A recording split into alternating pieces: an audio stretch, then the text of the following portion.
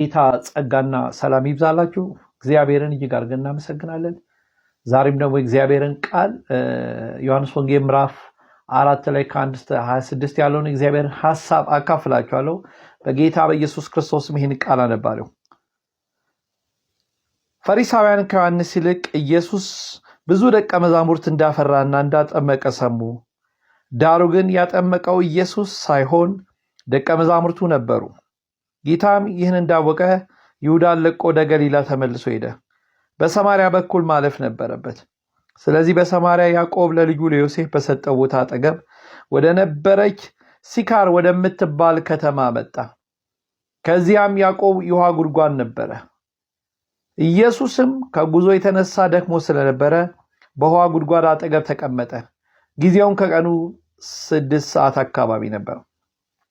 አንዲትም ሳምራዊት ሴት ውሃ ለመቅዳት ስትመጣ ኢየሱስ እባክሽ የምትጠጣው ስጪኝ አላት። ደቀ መዛሙርቱም ምግብ ለመግዛት ወደ ከተማ ሄደው ነበር። ሳምራዊቷም አንተ አይሁዳዊ ሆነ እኔን ሳምራዊቷን እንዴት ውሃ አጠጪኝ ትላለህ አለችው።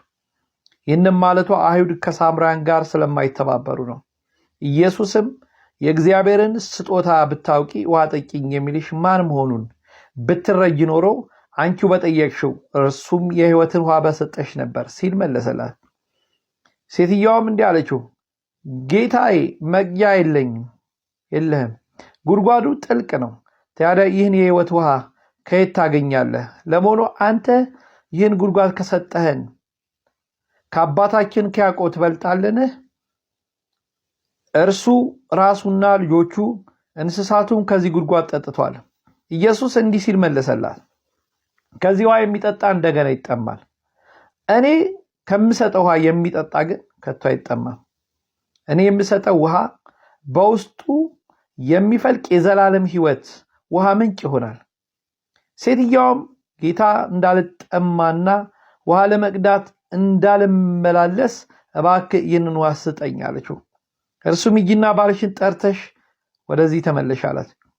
ሴትየዋም ባል የለኝም ብላ መለሰች። ኢየሱስም እንዲህ አላት፣ ባል የለኝም ማለትሽ ትክክል ነው።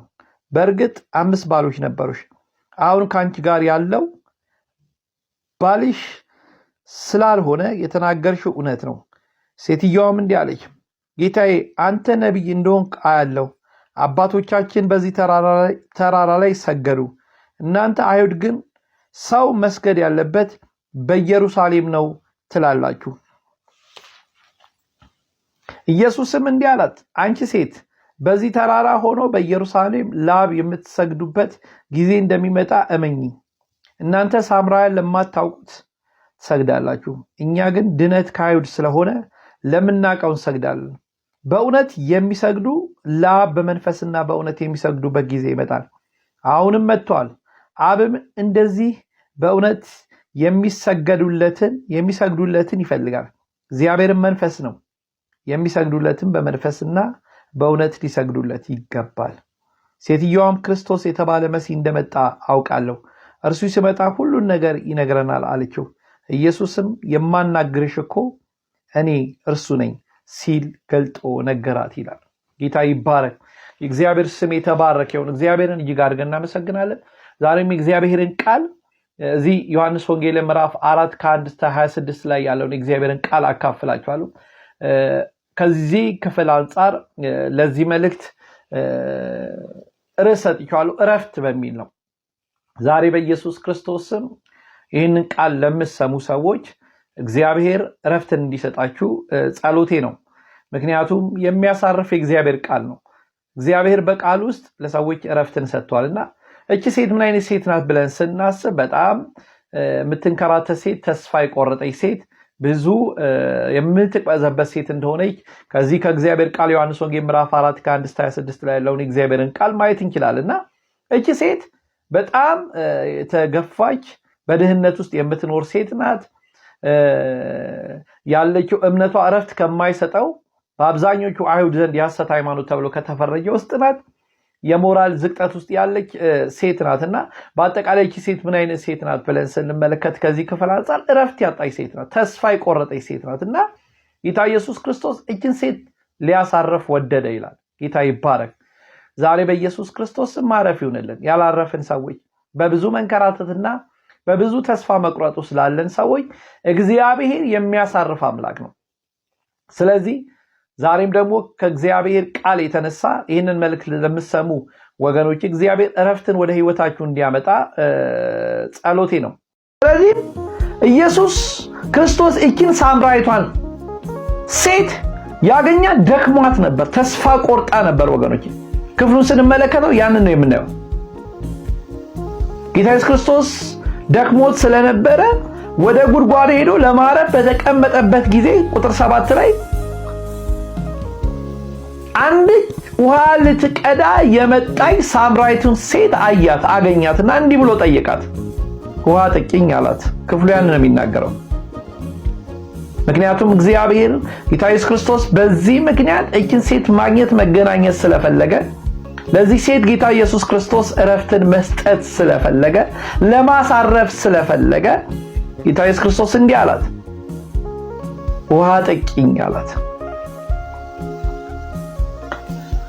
ኢየሱስም ሳምራዊቷን የጠየቃት ምክንያት ነበረው።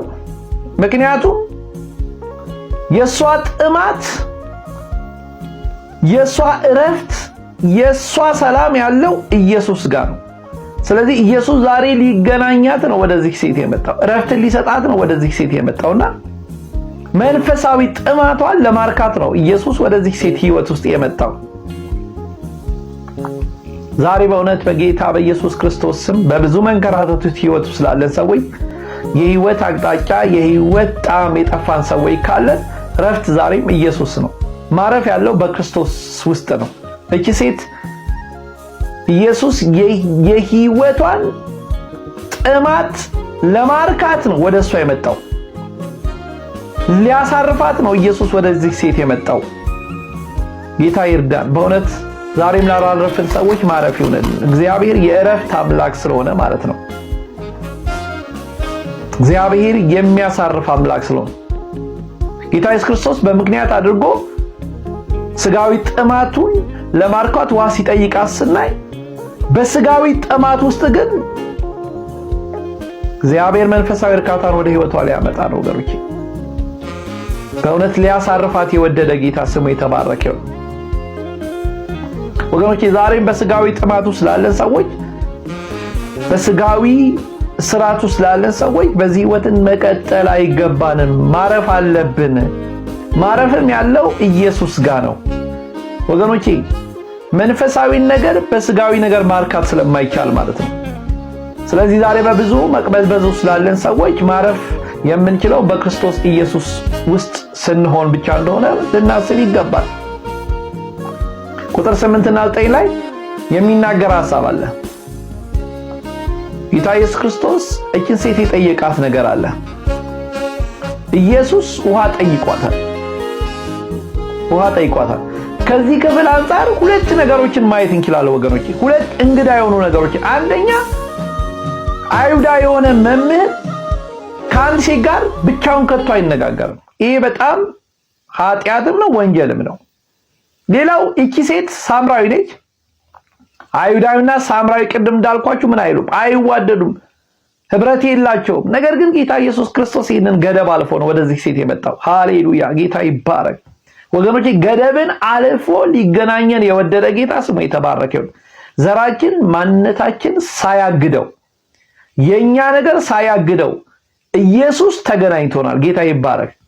ዛሬ የወደደን ጌታ፣ የመረጠን ጌታ፣ ያዳነን ጌታ ስሙ የተባረከ ይሁን። ስለዚህ እቺ ሴት ይህንን ገደብ አልፎ ነው ጌታ ኢየሱስ ክርስቶስ ሊገናኛት ወደሷ የመጣው።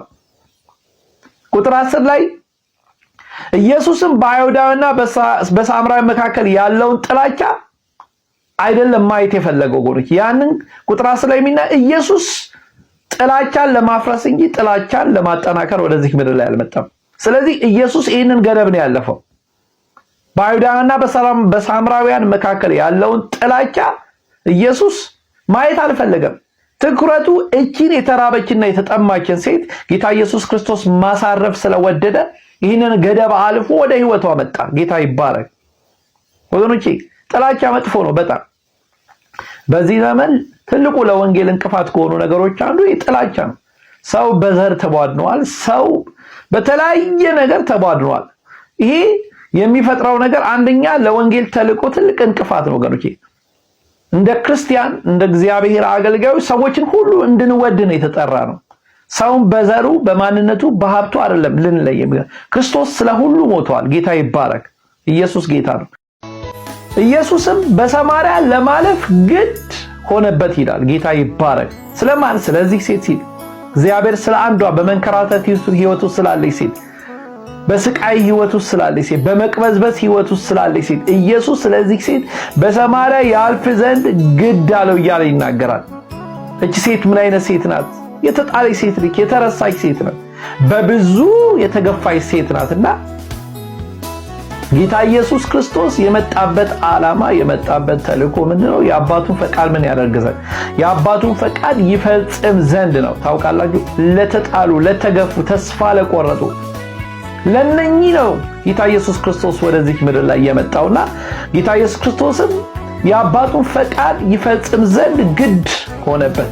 ስለዚህ ይህችን ሴት ማለፍ አልወደደም። ኢየሱስ ጌታ ነው። ሃሌሉያ።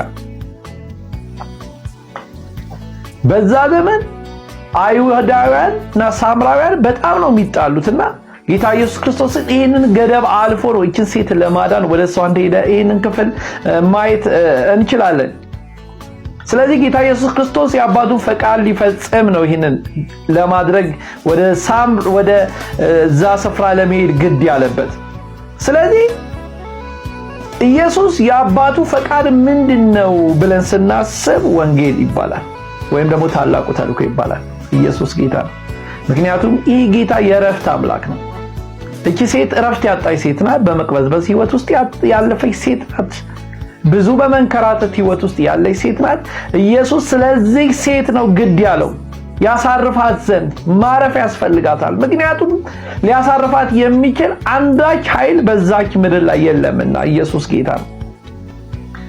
ወገኖቼ ወንጌል ያሳርፋል። ወንጌል ያሳርፋል።